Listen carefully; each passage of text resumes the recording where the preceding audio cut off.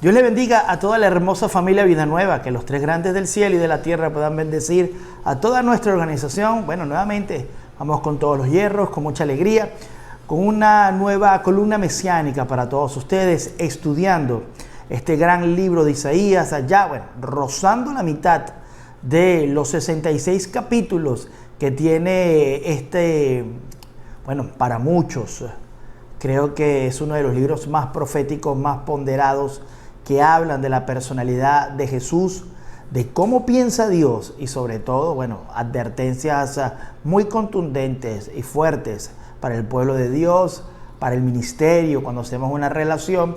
Y claro, ahí también tendríamos que hablar del liderazgo.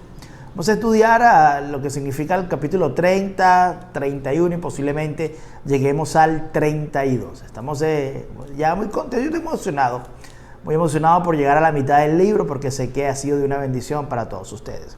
El capítulo 30 es un capítulo, todos los capítulos son maravillosos y todos los capítulos tienen connotaciones muy especiales.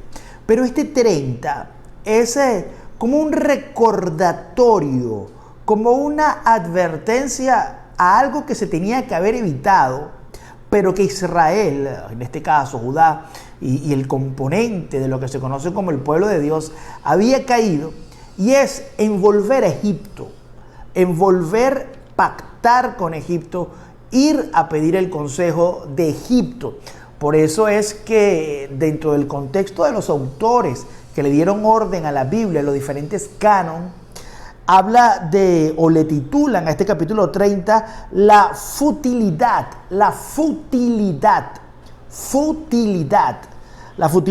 de confiar en Egipto. Es como una advertencia, como una crisis que vendrá por haber confiado en Egipto. O sea, venía un hecatón. Muchos dirán, Pastor Luis, yo tengo una duda, ¿por qué casi todo el libro de Isaías habla de castigo? Y realmente es así, pero, oído al tambor, cuando se habla de Isaías en su contexto más bruto, más real, más puro, más escarrabado de la esencia, es juicio. Pero en cada uno de los juicios Dios explica las razones de cada uno de los juicios. Hemos estudiado de que habla acerca de la idolatría, del pecado, del adulterio espiritual, de dejar el ministerio puro y verdadero por irse tras la finanza. Habló también o castigó Dios, o iba a castigar en este caso con el cautiverio, a través de las prácticas paganas que hacían.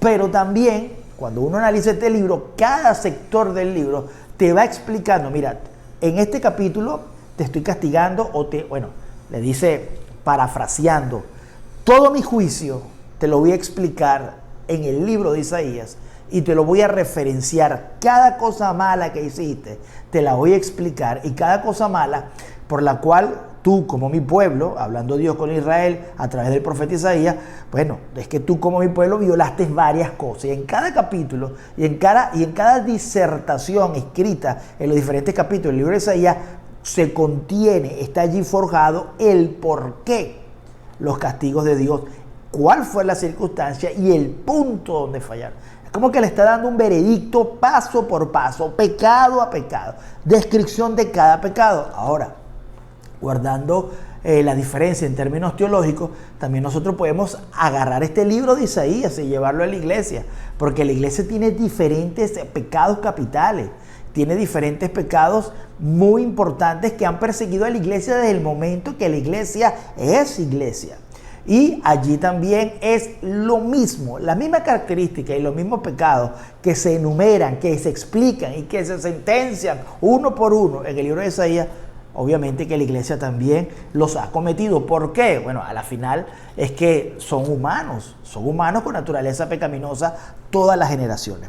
Ahora, ¿qué representa Egipto? Egipto representa una gran decepción dentro de este capítulo 30 para el mismo Jehová de los ejércitos, porque le dice, es que tú te apartaste del consejo de Jehová, tú te apartaste de mi consejo para ir a escuchar lo que te estaban ofreciendo los egipcios, sus adivinos, sus agoreros y todos aquellos que componían el sistema egipcio. Era la sabiduría a la cual tú ibas a beber y tú ibas a abrazar. Dejaste la ley para ir tras el consejo de los egipcios. Ahora, bueno, tendré que castigarte por eso, porque era una prohibición. Tú tienes que haber confiado en mí. Incluso utiliza una palabra muy bonita que cuando uno estudia este capítulo 30, yo te invito a que tú lo leas en tu casa, dice que no solamente es que fuiste, es que descendiste, fuiste, te devolviste. Descender a Egipto significa que le costó tiempo al pueblo de Israel, le costaba trabajo, le costaba caminar, distancia, le costaba ir. O sea, era un trabajo que ellos hacían para desplazarse a egipcios a escuchar los consejos. Ahora, consejos, ¿cuáles tipos de consejos? ¿Por qué fueron a Egipto? Es una pregunta también que cabe. Y es que Dios entiende muy puntualmente que el pueblo, su pueblo o el pueblo que él escogió necesitaba tener una dependencia absoluta de Dios en los momentos difíciles. Los momentos difíciles. Tanto es así de que el famoso texto, lo vamos a leer ahorita el 15, que es un texto que nosotros lo utilizamos en la iglesia bastante, y es un texto, hasta si se quiere, vanguardista dentro cuando tenemos aflicción y cuando tenemos circunstancias muy difíciles, que el mismo Dios dice, pero es que es en calma, es en quietud donde seréis salvados. Es en el reposo, es en la calma. Espera en Jehová. Tienes que tener la confianza que la fortaleza llegará en la quietud. Dice, en el descanso, en el reposo, allí obra Dios. Era la tendencia que este pueblo tenía que aprender, pero este pueblo no quiso pasar por ese filtro divino de poder entender que Dios habla en la calma, en la quietud. Él dice, yo te voy a salvar de las circunstancias difíciles que tú tengas como nación. Yo estaré allí porque soy tu Dios. Pero todo tiene que ser bajo mis parámetros. Y los parámetros de Dios no cambian, son los mismos para la iglesia hoy en día. En la calma, en la quietud, en esperar confiadamente llega la victoria. Lo dice Jehová, se lo dijo a su pueblo Isaías. Pero al final de ese versículo tan maravilloso, ese versículo 15 dice, pero es que no me hiciste caso. No quisiste esperar y preferiste irte a Egipto a buscar el consejo, a buscar la sabiduría, a buscar las alianzas. Y eso, bueno, por la cual yo tengo que darte la victoria. Yo tengo que darte la derrota en esa parte. No puede haber victoria por parte de Dios. Imagínense si Dios le entregaba la victoria a Israel luego de echarle mano al consejo de Egipto. Eso sería un hecatón. Eso sería contraproducente, porque entonces iba a alimentar un deseo prohibido, iba a alimentar una idea nefasta, prohibida, abominable de parte de Jehová de ir a consultar con dioses ajenos. Esto fue una de las características por la cual Dios tuvo que castigar al pueblo de Israel. Otra de las características importantes que vemos en este capítulo 30 es cómo Dios cataloga a su pueblo por descender a buscar el consejo de Egipto. Dios lo cataloga como un pueblo rebelde y como un pueblo mentiroso. Dos características importantes. Y yo analizaba, pero ¿por qué mentiroso? Porque un pueblo mentiroso. ¿Por qué pueblo rebelde? El pueblo rebelde es un poco más entendible porque, bueno, dejó el consejo de Jehová para ir a escuchar a los egipcios. Ahora, ¿pero por qué mentiroso? Mentiroso radica o va a radicar muchas veces en que, a pesar de querer agradar a Dios en todo lo que ellos estaban haciendo, o en querer agradar a Dios, lo hacían bajo su precepto, bajo su idiosincrasia, bajo su cultura pagana.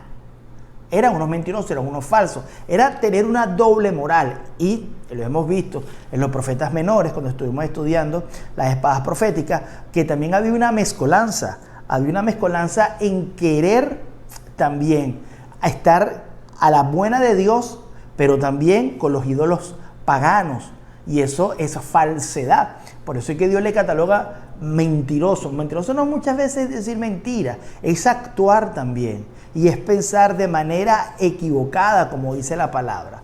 Una persona que es mentirosa es una persona que puede decir de que está con Dios, pero en su concepto natural aborrece las cosas de Dios, o en su concepto natural no hace lo que dice la Biblia. Es una persona mentirosa, por eso Dios se lo recalca allí muy puntualmente en ese versículo, en el versículo 9, muy puntual le dice, es que ustedes son un pueblo rebelde y un pueblo mentiroso.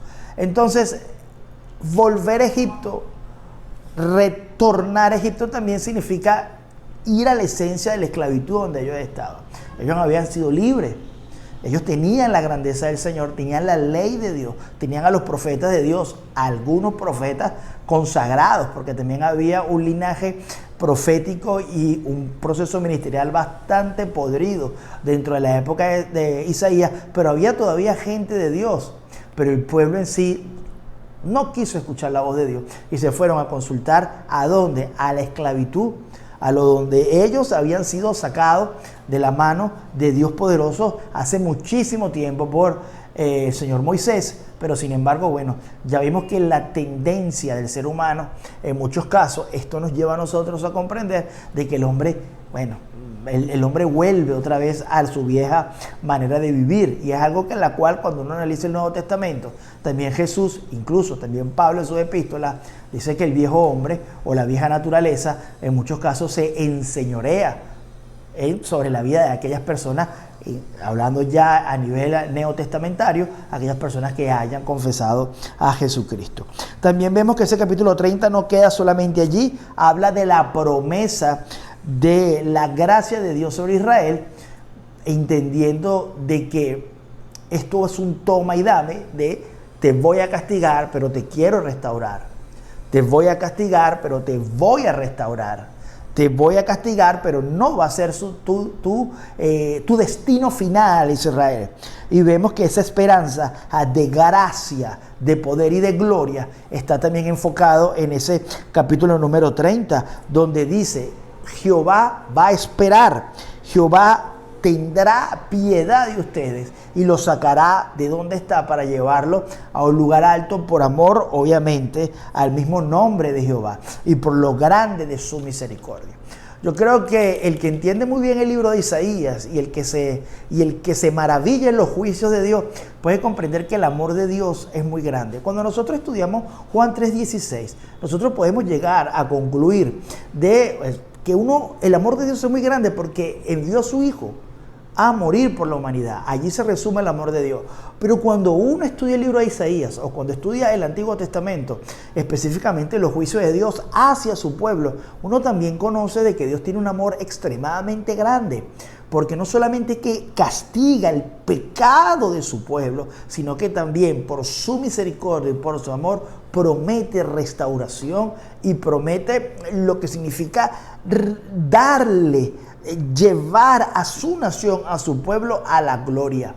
Dios cuando castiga, siempre castiga con motivo, pero más allá del castigo, Dios siempre quiere la restauración. Capítulo 31 es un capítulo donde se lleva una continuación, donde Dios ya no arremete tanto contra Israel por la condición de Israel de ir a Egipto, sino que arremete contra Israel, pero le explica, y muy puntualmente Dios es muy maravilloso, y le explica la condición de los egipcios también. Dios dice, pero ¿estás consultando con quién? Estás consultando con Egipto. Y le dice, su fuerza, sus carros, sus caballos, por lo menos en este ejemplo que él le coloca, dice, los caballos de egipcios son de carne, no son espíritu. Los hombres, los dioses, los faraones de Egipto son humanos.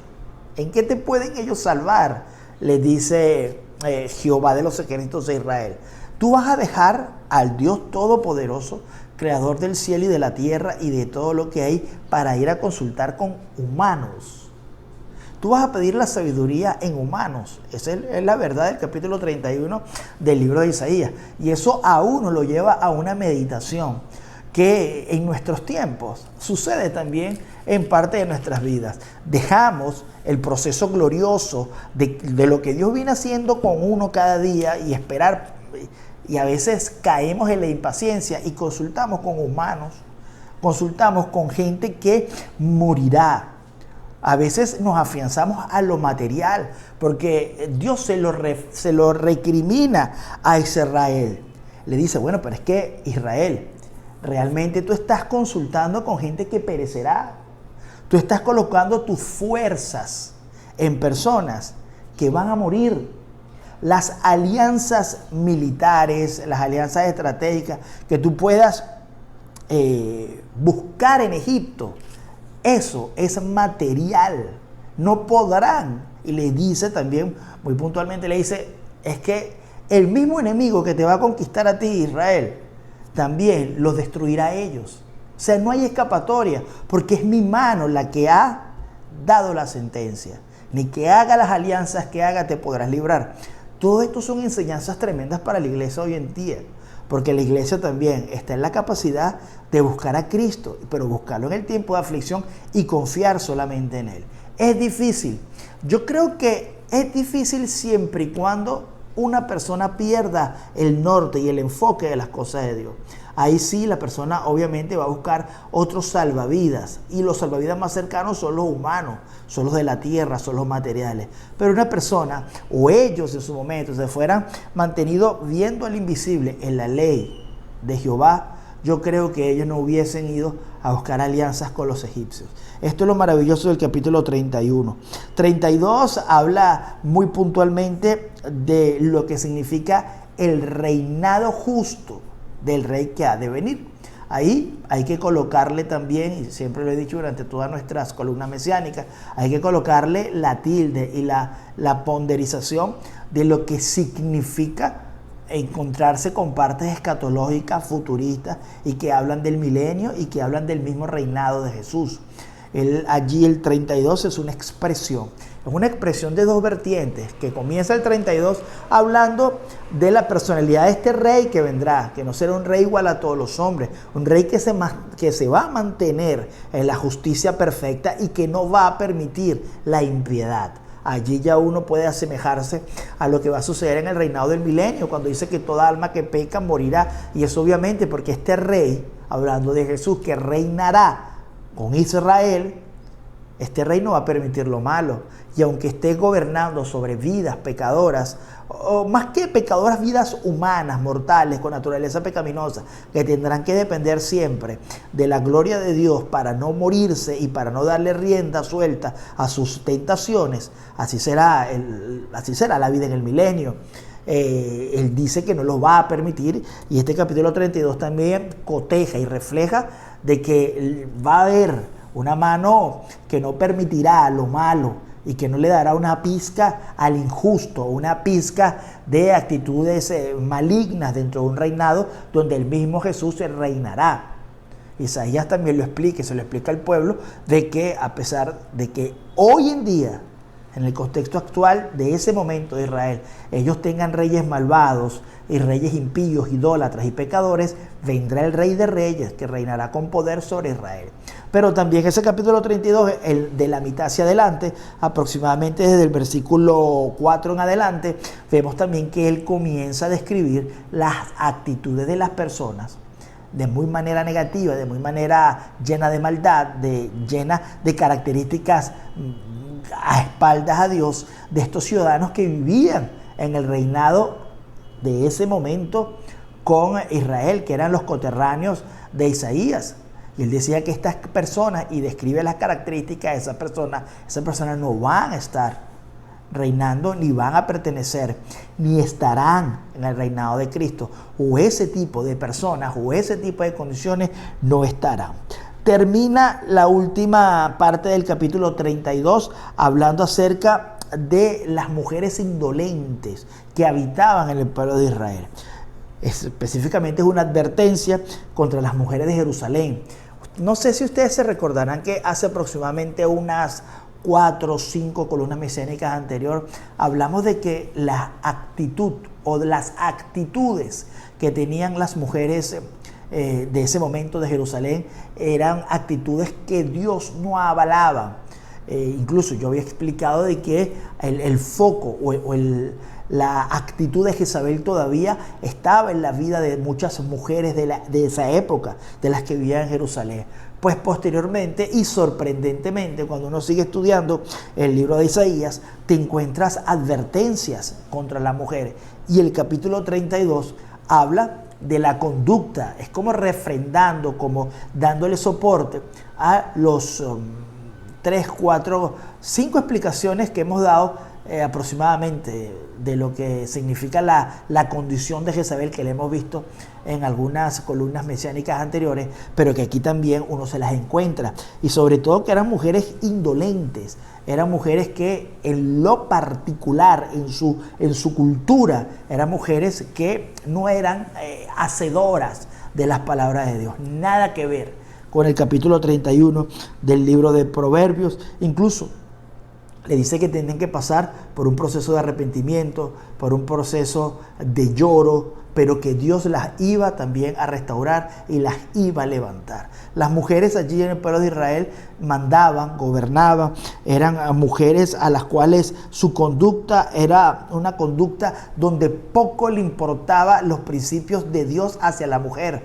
el amor, la maternidad, la vida piadosa, el ser edificantes dentro de su hogar. Ellas mandaban, desconocían en muchos casos la autoridad de los hombres, y de eso estaba lleno el pueblo de Israel. Y allí también en el 32 hay una advertencia para que esas mujeres de Jerusalén también dejaran lo que estaban haciendo y buscaran una vida piadosa y sean mujeres ejemplares. Señores, con esto terminamos nuestra columna mesiánica de hoy, ya rozando la mitad del libro de Isaías. Y bueno, muy pendiente a toda nuestra programación, a todo nuestro contenido, que es bastante nutrido durante toda la semana. Yo te invito, si te ha gustado este video, a que le des un super like, que puedas activar la campanita de notificaciones, que puedas también suscribirte, ¿por qué no? Y tenernos como una alternativa a la hora del estudio de la palabra. Dios te bendiga y Dios te guarde de la República Dominicana. Pastor Luis Ernesto Ojeda.